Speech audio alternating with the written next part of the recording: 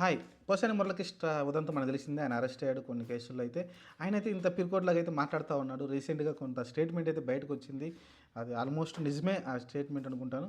ఎందుకంటే ఆయన ఏమంటున్నాడంటే, నాకు మటుకు కోర్టు బెయిల్ మంజూరు చేయకపోతే నా పరిస్థితి చాలా దారుణంగా ఉంది. బెయిల్ గాని లేకుంటే నన్ను విడుదల చేయలేకపోతే నాకు ఆత్మహత్యే శరణ్యం. నేను బతకలేకపోతున్నాననైతే చెప్పుకొచ్చాడు. ఇంత పిరికోడు, ఇంత పిరికి ఎదవ మరి తెలుసు కదా! ఎందుకంటే రాజకీయాల్లో ఉన్నప్పుడు చాలా ఆటుపోట్లుంటాయి సహజం. ఎందుకంటే జగన్మోహన్ రెడ్డి కూడా చూసాం 16 నెలలు జైల్‌లో ఉన్నాడు. మొన్నటికి మొన్న చంద్రబాబు నాయుడు 53 రోజుల పాటు జైల్‌లో ఉండడం చూసాం. 52 రోజులు అనుకుంటాను. ఉండడం చూసాం. ఆ వయసులో కూడా ఆయన జైల్‌లో ఉన్నాడు గదా! ఖచ్చితంగా 52 రోజులు ఉన్నాడు. ఇలాంటి పిరికి పందులు మరి ఎక్కడ మరి రాజకీయాల్లోకి ఎందుకొస్తారు? ఎందుకు ఇలాంటి ఇబ్బందులు పడతారు? సరే రాజకీయాల్లోకి వచ్చినప్పుడు ఎంత హుందాగా ఉండి చేసుకొని పోవాలి. ఇంతకుముందు ఇదే వైసీపీలో ఆలి ఉన్నాడు చూసాం గదా! ఎంత హుందాగా ఉన్నాడో. ఆయన పని ఆయన చేసుకున్నాడు. ప్రశాంతంగా వెళ్ళిపోయాడు. ఇప్పుడు మళ్ళీ సినిమాలు చేసుకుంటున్నాడు. రేపొద్దున పవన్ కళ్యాణ్ తోటి కూడా ఓ సినిమాలో నటిస్తాడు 100% అతనైతే.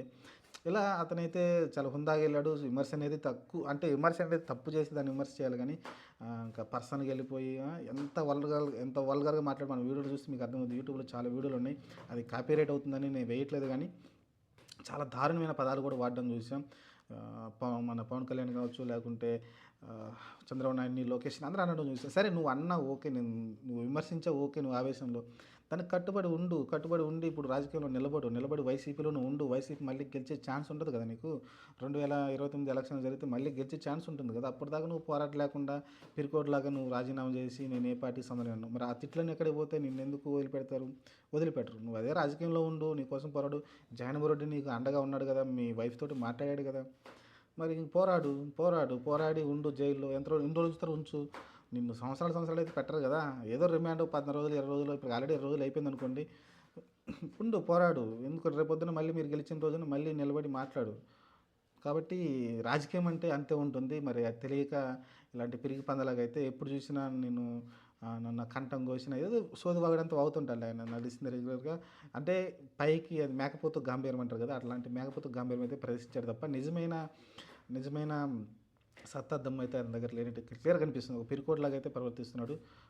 అతనంట నాకు బెయిల్ మంజూరు చేయకపోతే లేకుంటే ఇది చేయకపోతే ఆత్మహత్య ప్రయత్నం చేసుకుంటా. ఆత్మహత్య శరణ్యమన్నాడు. అంటే ఇంక వేరే దారి నాకు లేదంటున్నాడు. అంత పిరికోడులాగా అయితే మాట్లాడుతున్నాడు. మరి అంత దమ్ము లేనప్పుడు మరి పార్టీలో చేరడం ఎందుకు? రాజకీయం అంటే తెలిసిందే కదా! చాలా ఆటుపోట్లనేవి ఉంటాయి. చాలా కష్టాలైతే అనుభవించాల్సి ఉంటుంది. అంత ఈజీగా అయితే పదవులు దక్కవు. అంత ఈజీగా అయితే మనం నిలబడలేము రాజకీయాల్లో. అందుకే చాలామంది ఉన్నతమైన లోక్సత్తా పార్టీ జయప్రకాష్ నారాయణ సైలెంట్‌గా కూర్చొని ఇప్పుడు వీడియోలు పెట్టుకుంటున్నాడు. చూసాం కదా! అలానే మీరు చూసుకుంటే ఇంకా చాలామంది ఇప్పుడు రీసెంట్‌గా జేడీ లక్ష్మీనారాయణ కావచ్చు, ఆయన పార్టీ పెట్టి ఏదో పోరాడుతున్నాడు. అంతే కదా! పోరాటం అంతే. పోరాడి తర్వాత ఓపిక లేకపోతే సైలెంట్‌గా కూర్చొని ఏదో ఒకటి పోరాటం అయితే చేస్తూ ఉండాలి. ఇప్పుడు జయప్రకాష్ నారాయణ అంత పెద్ద పార్టీ పెట్టి కూడా ఈరోజు ఆయన పోరాటం తగ్గించలేదు. ఇప్పటికి కూడా మంచి ఉంటే మంచి, చెడు ఉంటే చెడు తన వీడియోల ద్వారా చెప్తూనే ఉన్నాడు ప్రజలకి, పోరాడుతూనే ఉన్నాడు. అట్లా పోరాడాలి గానీ, నువ్వు అప్పుడు చేసిన తప్పుల్ని మరి కప్పిపుచ్చుకోవడానికి సరే ఆ రోజు తప్పు చేశానంటే ఓకే. రియలైజ్ అయ్యావు కదా!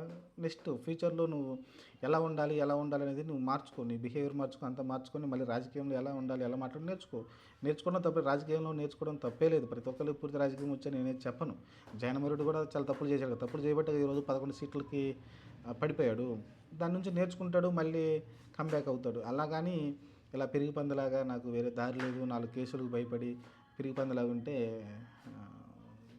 అది నాకు నచ్చలేదు. పోసాని అయితే ఒక పిరికి పందిలాగా కనిపిస్తున్నాడు నాకైతే.